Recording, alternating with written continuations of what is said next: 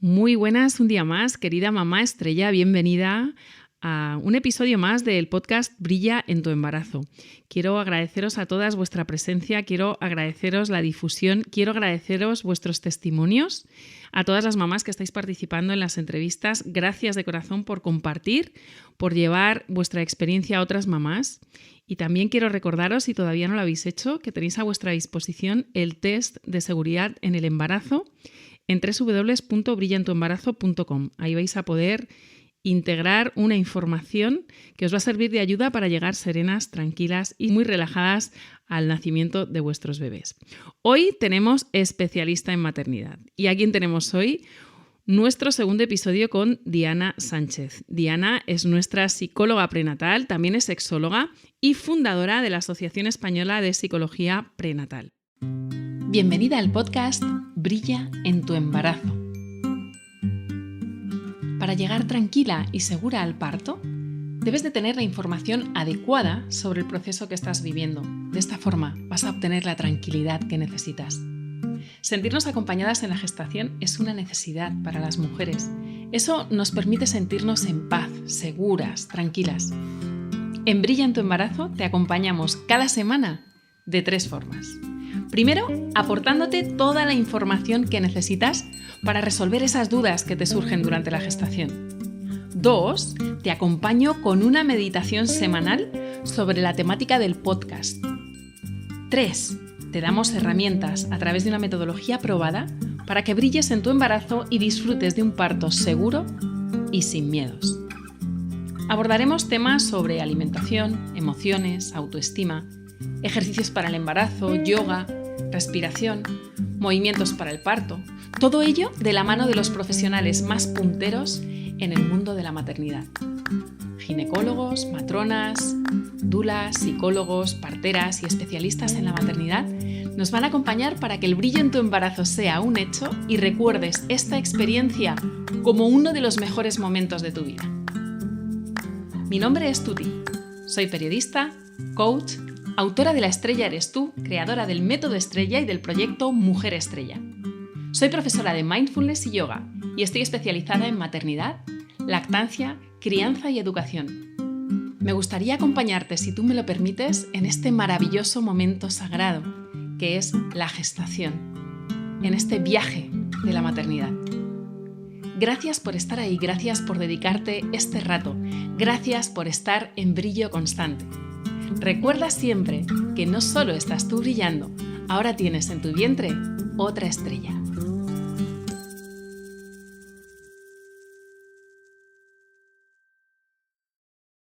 Hoy tenemos un temazo con Diana. Bienvenida, Diana. Hola, muchas gracias. No, gracias a ti por tu tiempo, por estar aquí. Diana está con muchísimo tragozo y siempre saca un ratito para poder compartir temazos y una sabiduría increíble. Y hoy vamos con un tema que a las dos nos parece muy interesante y muy importante de poder ponerle voz. Y queremos ponerle voz aquí en el podcast para todas vosotras. Hoy vamos a hablar sobre violencia obstétrica. Y a priori el nombre puede asustaros o puede parecer potente. Vamos a desgramar con Diana qué es la violencia obstétrica y cómo puede repercutir esa violencia o qué consecuencias puede tener esa violencia en las mamás, en vosotras y en vuestros bebés. Es algo importante a tener en cuenta no solo durante el proceso de nacimiento de vuestros hijos e hijas, sino también en el momento de la gestación. Y ahora, mamá, que estás brillando en tu embarazo, es importante e interesante que estés informada sobre este y otros temas. Diana, cuéntanos qué es la violencia obstétrica para poder situarnos y para poder ver desde un plano, desde un lugar más amplio y para que las mamás que nos escuchan sepan qué es la violencia obstétrica. Ojo, también los papás que nos escucháis, es interesante que sepáis qué es la violencia obstétrica. Cuéntanos un poquito, Diana. Bueno, pues sí, os cuento porque al final cuando hablamos de violencia obstétrica también podemos entender diferentes cosas y pensar, por ejemplo, pues en traumas evidentes, como digo yo, solamente a veces en el daño físico, pero va más allá. Es decir, como decía Tuti, podemos empezar, yo creo, a hablar de violencia obstétrica para mí desde las desde que somos mujeres y acudimos a las clínicas también, a lo mejor de educación sexual, cuando vamos a pedir información para utilizar anticonceptivos, a veces ya desde ahí empezamos a escuchar mensajes paternalistas, a que se ponga en duda pues eso, lo que necesitamos.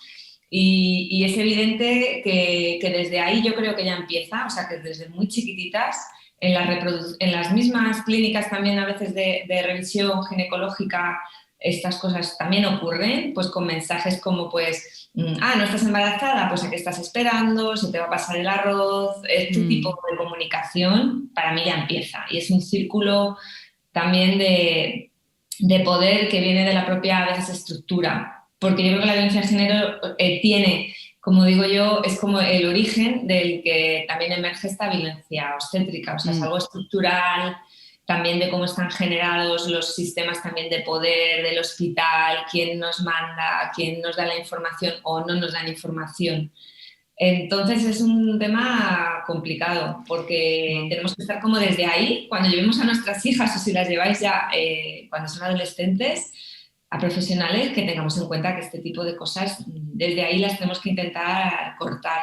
Y es curioso, me encanta que traigas esto porque por lo que yo veo, y tú también, porque esto lo hemos estado hablando antes, observamos como profesionales que hay mucha desinformación o falta de información en las mujeres, también en los hombres, con respecto a este tema, porque está tan metido, como tú bien dices, es algo estructural, es algo cultural, desde pequeñitas estamos escuchando siempre el mismo discurso y a lo mejor un mensaje que a ti o a mí nos puede parecer paternalista, pues a una mujer que no tiene a lo mejor esta visión, esta perspectiva o que no ha visto otras cosas, le puede parecer algo que está muy normalizado en su vida.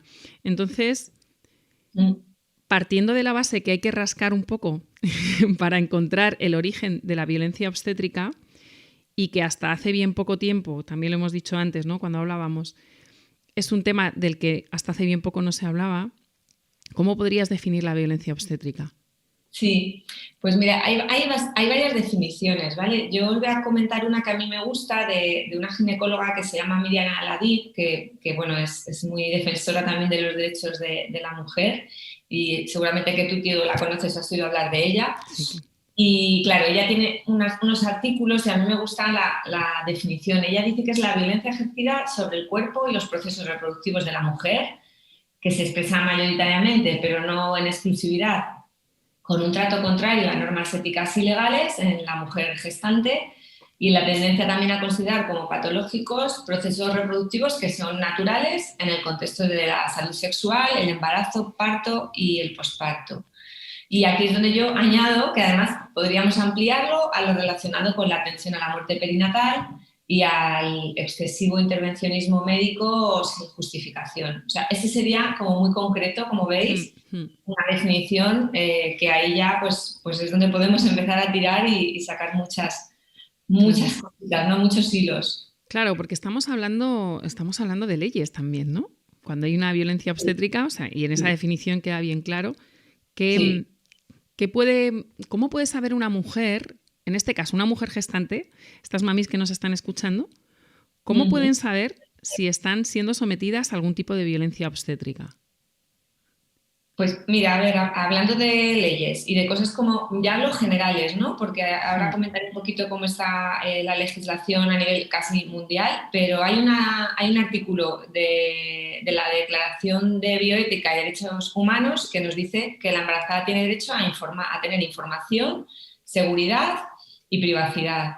Entonces, si ya partimos de ahí, de que estamos a lo mejor en un proceso de embarazo, no nos informan de nada, en el parto tampoco, si nos están haciendo también a veces, pues eso, por ejemplo, asistidas por un montón de personas en el paritorio que no nos han pedido ni siquiera permiso, ahí el de privacidad tampoco le tenemos y como digo yo, desde ahí, con ese artículo que aplica a todas las mujeres del mundo, ya también podríamos ir hacia buscar más, ¿no?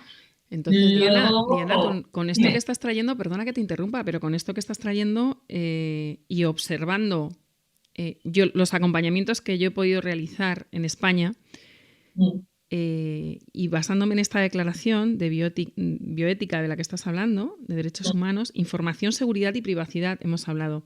En España es muy habitual en los hospitales públicos que haya, por ejemplo, ginecólogos que están estudiando o que están haciendo su especialidad, e incluso matronas, comadronas, y como tú bien dices, en el parto de repente se presenten 5 o 6 personas que son estudiantes y están aprendiendo, que es una forma de aprender, evidentemente, viéndolo, ¿no?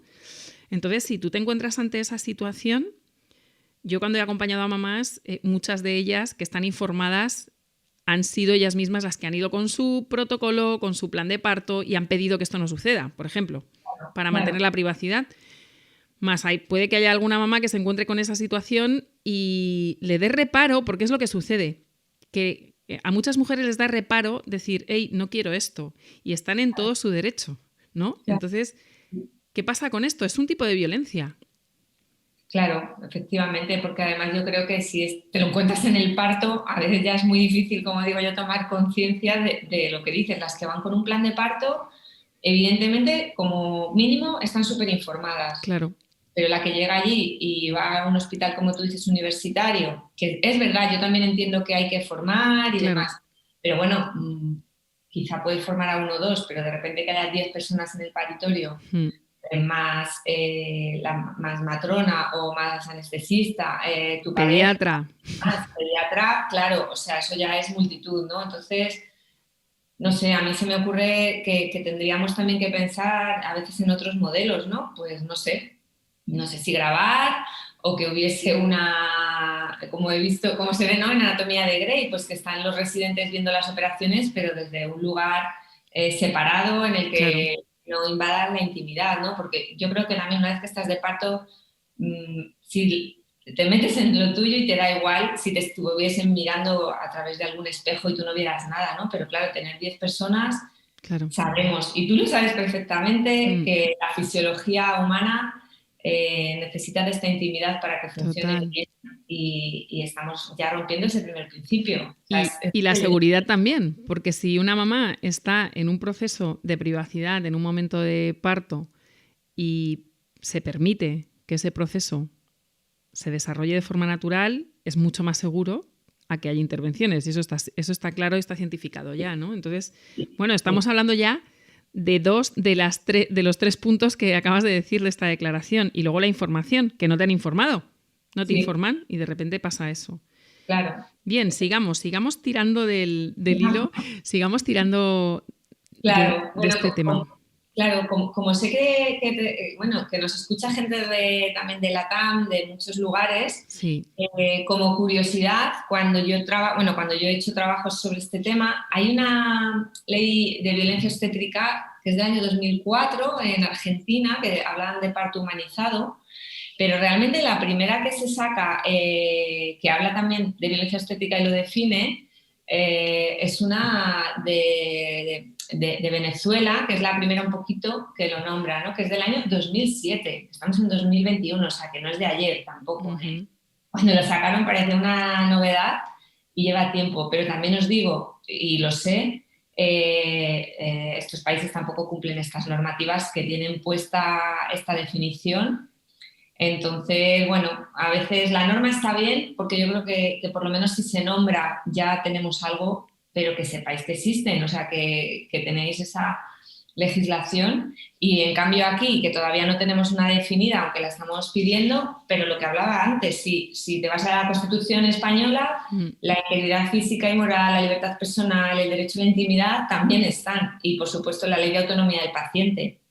¿Por qué digo todo esto? Porque si alguna vez, hoy que estamos hablando de esto, o en el futuro, pensáis que os han pasado estas cosas, la manera de que esto vaya cambiando es que también nos hagamos escuchar, ¿no? Y que sepamos que tenemos estos derechos que son nuestros, que no somos mujeres como paranoicas ni pidiendo nada que no sea, como digo yo, por derecho propio. Por derecho propio, exacto. Y para mí es fundamental la intimidad, como decíamos, ¿no? La libertad de elegir. Oye, pues a lo mejor no quiero, por ejemplo, en una pérdida perinatal, pues a lo mejor no quiero que me provoquéis el parto, quiero esperar a que esto empiece por sí mismo. Es decir, hay una serie de cosas que podéis pedir y estáis en vuestro derecho, pero claro, a veces tenemos que saber que podemos pedir algo para pedirlo. Si no, Claro. no lo Y pedimos. saber que, por ejemplo, que tú no puedas decidir en el caso de una pérdida gestacional. Es increíble porque una pérdida perinatal, la mamá, vamos a poner un ejemplo, una mamá avanzada, en un embarazo ya avanzado, muchas veces nadie pregunta, simplemente se provoca el parto. Yo he acompañado, mi primer acompañamiento, de hecho, mi primer acompañamiento como dula, el primero de todos, fue una pérdida perinatal a las 40 semanas. Y fue muy potente. En este caso, había un equipo médico muy respetuoso. Esta mujer decidió, junto a su pareja, que su bebé naciera de forma natural y, bueno, pidió ayuda. Sí, es verdad que le ayudaron un poco a que se desarrollara el parto y fue un proceso bastante respetuoso. Si en un momento como ese, en el que estás perdiendo a tu bebé, además, están ejerciendo cualquier tipo de violencia obstétrica sobre ese proceso, es lo que le falta a la mamá, ¿no? Encima tener... Y dejar claro también que estamos poniendo un ejemplo de pérdida, pero que esto sucede en el embarazo también. Tiremos un poquito por ahí. ¿Qué puede sucederte en el embarazo? ¿Dónde existe violencia obstétrica en el embarazo? Ponnos ejemplos para que... A mí me gustaría que las mamás que no han escuchado nunca este término puedan detectar si lo están viviendo o no lo están viviendo, ¿no? Y si está normalizado o no en ellas o en su país o en sus procesos. Pues mira, por ejemplo, en el embarazo podríamos tener también un montón de ejemplos, ¿vale? Empezando porque los profesionales a veces cuando se dirigen a las mujeres en el proceso de realización de pruebas y demás, que tampoco se informe adecuadamente, que se culpabilice, por ejemplo, que me lo encuentro mucho, en general se culpabiliza tanto, por ejemplo, un exceso de peso como que no cojan peso las madres. Wow, sí, Si eso es cogen potente. peso, pues es que no te cuidas nada. Bueno, ¿Eso es violencia obstétrica? por supuesto. Desde luego que lo es. Por O sea, supuesto. para que veamos, ¿no?, cómo cosas que pueden normalizarse o que a ti, mamá, te pueden parecer muy naturales, que tu ginecólogo te diga, oye, estás gordita, tienes que bajar peso o tienes que coger peso. Bueno, pues está faltando ahí. Sí. Además hay estudios. La verbalización de críticas al comportamiento de la mujer, las descalificaciones, incluso a veces, bueno, eso ya sería más evidente, ¿no? Pero que las ponen en ridículo, pues porque parece que vas a tener dos, este tipo de cosas, ¿no? El usar también, por ejemplo, sobrenombres o como digo yo, una especie de apodos infantilizadores de la mujer, es decir, no tratarla como una mujer, sino, por ejemplo, pues como una niña. Claro. Y estas primerizas que ya están aquí, pues es que no tenéis ni idea, este tipo de cosas. Yo a veces lo pienso y yo lo que sí diría a las mujeres es una cosa. En ningún sitio probablemente alguien te habla así sin que a ti te parezca raro. Entonces, está claro. Claro, o sea, yo voy a comprar y nadie me habla así. O nadie sea, te dice... ¿no? Como te descalifica de una forma sutil porque vayas a comprar a un supermercado nuevo y nunca hayas estado, yo qué sé, por hablar de algo cotidiano, ¿no? Y es algo potente. Y eso tiene, claro, eso tiene consecuencias. Tiene consecuencias. Y el nombrar esto, mamis, a mí me ha parecido muy interesante traer este tema. Diana tiene un montón de temas para hablar en el podcast y este para mí es un temazo. Primero, por lo que ha dicho ella, que es un tema que no se pone encima de la mesa, que no se suele hablar de forma natural cuando hablas de embarazo o de gestación, que está muy normalizado en el mundo entero. No podemos hablar de un país concreto, o sea, es que está expandido por todos lugares, que tirando del hilo, como bien decías antes, es algo estructural, es algo de base, está muy relacionado con la violencia de género también y no se habla, o bueno, hasta hace poco se hablaba poco, y tiene una serie de consecuencias que a lo mejor tu mamá no eres consciente. Y yo quiero traer algo, y es cuando una mamá tiene esta información y es consciente de que está sucediendo algún tipo de violencia obstétrica hacia ella, ¿no? que está siendo sometida a algún tipo de violencia obstétrica y pone remedio, ¿no? Y hace alguna acción, ejerce alguna acción para que esto no suceda, está tomando su poder. Y ahí es donde yo entro con Brilla en tu embarazo, ¿no? Ahí es donde digo, a ver, herramientas para que tu mamá llegues tranquila, serena, segura al parto. Vale, detecta si se está ejerciendo sobre ti algún tipo de violencia obstétrica. O sea, eso sería uno de los puntos para que tú puedas tomar tu poder. Porque imagínate, mamá, si tú llegas a tu parto muy empoderada o estás en tu proceso de gestación y te estás haciendo tus ejercicios, te escuchas este podcast y lees un montón de libros y escuchas a profesionales y tienes un montón de información, más no sabes lo que es la violencia obstétrica y estás siendo sometida a ella, te estás dejando algo importante en el camino, ¿no? Por eso yo quería rescatar este tema. Cuéntanos, Diana, qué consecuencias puede haber en una mujer, mamá, que haya sufrido algún tipo de violencia obstétrica. Evidentemente aquí hay niveles, estamos hablando de forma muy genérica. Hay niveles. No es lo mismo que te hablen de una forma infantil, ¿no? Que esto que tú estabas diciendo, que te hagan algún tipo de comentario, a que en el parto haya una violencia obstétrica física durante el proceso. Estamos hablando de niveles distintos.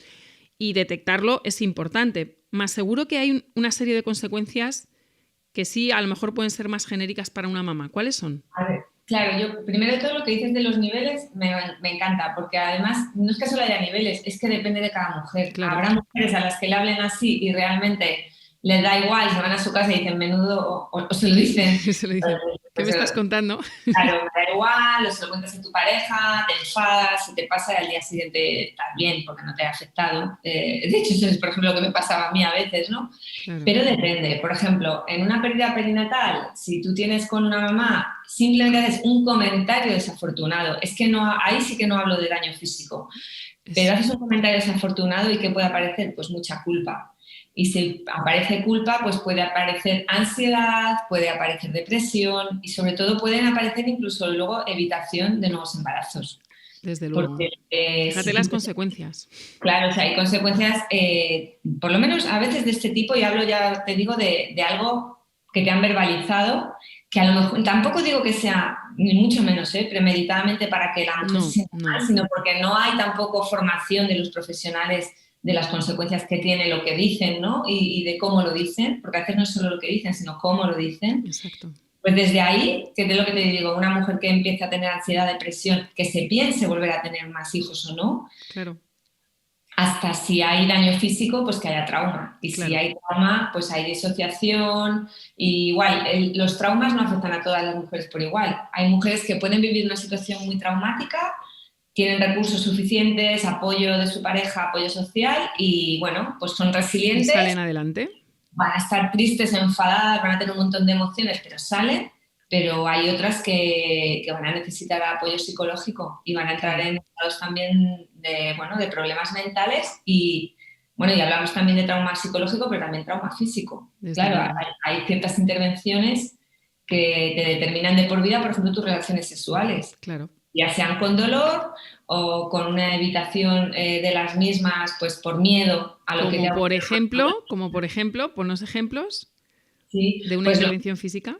Sí, pues por ejemplo, un parto, lo que hablamos ahora, en el que hay una episiotomía y se produce dolor y luego hay, a mí es que me han llegado a contar, me han cosido tanto que es que no me quisieron decir ni el número de puntos y tengo dolor durante la relación sexual de por vida, pero lo peor no es eso, o sea, eso ya es daño, ¿vale?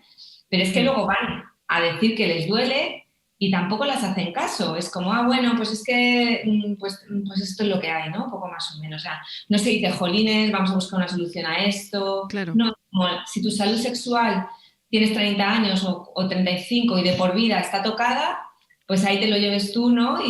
Y no solamente es ese daño, sino el de después. Porque lo de después también es de traca, ¿eh? Y tiene muchas consecuencias, desde luego.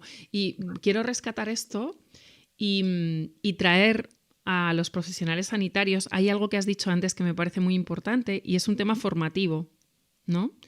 Sí. Porque ni Diana ni yo en este caso queremos ir en contra de ningún colectivo ni nada que se le parezca. Sí sabemos, y es algo que también hemos hablado, que hay un tema de fondo, igual que estamos hablando que si tiras de la violencia obstétrica hay un tema estructural de fondo, aquí también lo hay, y es un tema formativo de los profesionales sanitarios. Y yo quiero también sacar una bandera a favor de todos aquellos obstetras, todas aquellas comadronas, matronas que acompañan con sumo respeto, que cuidan que no exista ningún tipo de violencia obstétrica, porque tanto Diana como yo trabajamos con este tipo de personas, ¿no? O sea, en los equipos con los que trabajamos nos rodeamos de profesionales que están en esta línea de acompañamiento respetuoso, que sabe muy bien lo que es la violencia obstétrica, o sea que también hay esta parte. Y yo quiero invitaros, mamás, a que observéis esta información que os damos, la integréis desde el lugar que queráis y decidáis qué tipo de profesional queréis que os acompañe, porque hay muchos profesionales que están en el lado contrario, ¿no? Al que estamos hablando de violencia obstétrica, evidentemente estamos poniendo ejemplos de cosas que suceden y que por desgracia pues está bastante extendido. La mayor parte de la cultura obstétrica en el mundo entero está relacionada con todo esto que está trayendo Diana. Claro. Hay un sector, hay un número de personas. Yo, al entrevistar a mamás, me voy dando cuenta de que muchas de ellas me hablan de cosas que tienen mucha violencia obstétrica y otras me dicen no. Además me dicen, escuchando tu podcast me di cuenta que quería cambiar de obstetra, porque claro, me di cuenta que yo necesito a alguien que me acompañe y me empodere y me permita, y claro, hay respeto, no hay violencia. Entonces, vosotras, mamás, sois las que decidís y podéis decidir con quién dar a luz. Y si tú llegas a un hospital y te dicen que tú quién eres para decidir si vas a parir vaginalmente o por cesárea, es que ahí hay mucha violencia obstétrica. O sea, para mí es un ejemplo muy grave. Y no lo puedes normalizar, porque vamos, sí, lo puedes normalizar, evidentemente. Cada una es libre de hacer lo que sienta. Más las consecuencias pueden ser muy graves a medio y largo plazo, como tú estás trayendo ahora, Diana. Entonces me parece importante, ¿no?, que veamos esa perspectiva, que el abanico es grande y que puedes buscar otras opciones. Sí, y además yo quiero decir una cosa, yo ya quiero dejar claro esto, es decir, esto no es nada contra obstetras ni ginecólogos, porque también podría decir que los psicólogos metemos la pata, claro. Tenemos talleres de iatrogenia, es decir, esto es así, claro. A veces por falta de formación. Total. ¿Sí? Y a veces también por falta de supervisión. Es decir, yo creo que los sanitarios deberían tener un proceso casi también continuo de evaluación de su salud mental desde la prevención, desde que tuvieran un trabajo continuo de que ellos están bien, porque a veces es trauma secundario. Quiero decir, si un obstetra o una matrona está viviendo un proceso difícil o incluso no ha procesado otros momentos a lo mejor profesionales en que ha habido pérdidas, es probable que aprenda a disociarse, a no querer empatizar y demás, pero porque no hay un acompañamiento de la salud mental de los profesionales. Exacto. Y a veces no saben tampoco cómo hacerlo. Entonces, claro, es un poco el tiramos y llegamos a estos lugares. Es una rueda. O sea, yo no, para nada. Creo, de verdad, además yo creo que en general, incluso los que no están en esto, lo intentan hacer bien. Desde luego. Yo también, y luego hay una cosa que me has traído a la mente y es, se puede ser muy profesional y también respetuoso. Desde luego. Hay veces que hay personas que también piensan que una matrona o un ginecólogo que sea un poco de este pensamiento no va a ser un buen profesional. Pues, porque es que, claro, me ha dejado elegir entre tal y cual. Al revés. Es alguien que te está respetando, ¿no? O incluso no tiene por qué ser alguien, ¿cómo os diría yo?, excesivamente cariñoso. No, yo, una de las matronas que más admiro, para mí es una tía seria, formal, que te dice las cosas como con una asertividad, pero también con una seguridad. Claro. Y no sería a lo mejor el modelo de alguien muy cariñoso. No sé si me explico. Sí, sí, perfectamente. Tampoco el que sea una persona muy profesional, que sea respetuosa con que no vaya a tomar las mejores decisiones para ti y que si a veces hay que intervenir, pues va a tener hay que intervenir, efectivamente. Claro. Y eso es así y debe de ser así. Claro. Yo siempre digo que benditas cesáreas.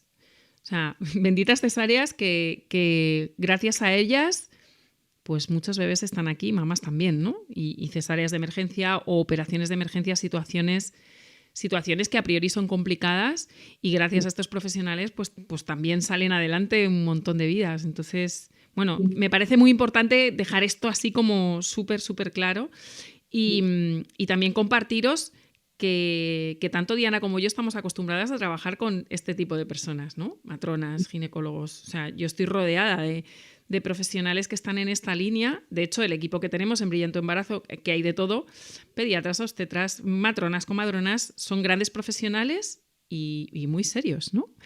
Y unos son más cariñosos, otros menos. Es verdad que se puede confundir. Esto está muy bien, esto que has traído, porque se puede confundir. Y háblanos también, así como para cerrar todo esto, hemos hablado de las consecuencias, hemos hablado de lo que es la violencia obstétrica, de esa parte estructural de dónde viene. Hemos hablado, bueno, pues que la violencia obstétrica puede venir desde un maltrato verbal incluso, hasta unos niveles pues ya físicos, ¿no? Con una serie de consecuencias para la mamá. Pero ¿qué consecuencias puede haber para el bebé?